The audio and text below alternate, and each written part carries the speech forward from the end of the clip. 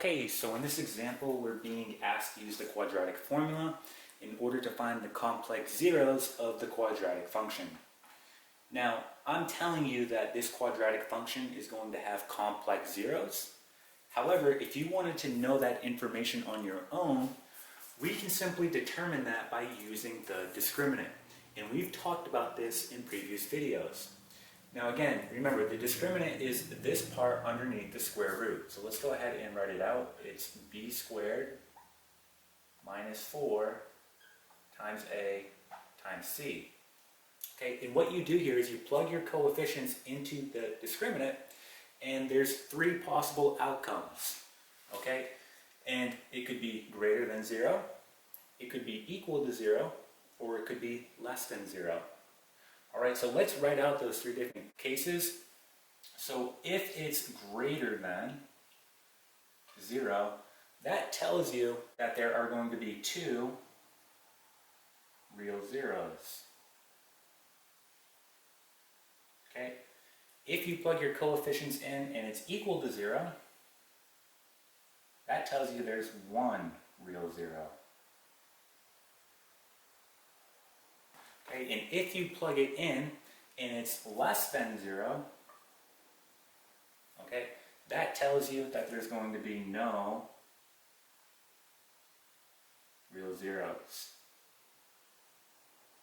Okay, so let's go ahead and determine what our coefficients are here. So again, a quadratic in standard form is ax squared plus bx plus c. So just using this as our template, we can determine what our coefficients are. A is going to be 5, B is going to be 3, and C is going to be 2. So let's go ahead and plug this into the discriminant to determine on our own how many real zeros this quadratic function is going to have. So B is 3, so we get 3 squared minus 4 times a, which is 5, times c, which is 2. Okay, so we're going to get 9, and this right here, negative 4 times 5, negative 20, negative 20 times 2, negative 40. So when we do this operation out, our value is negative 31. So that's less than 0, meaning this quadratic function is going to have no real zeros.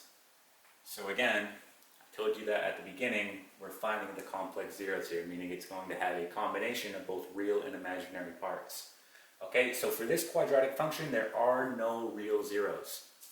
Okay, so that's how you can determine that on your own. Now let's go ahead and actually find these complex zeros using the quadratic formula. So let's erase this.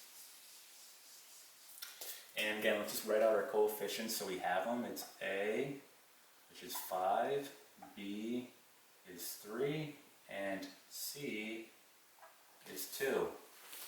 Alright, let's plug them in. So using the quadratic formula, we have negative and then what b is, so negative 3 plus or minus the square root of. Now, we did already determine what this value is. We'll just go ahead and write it out for this video.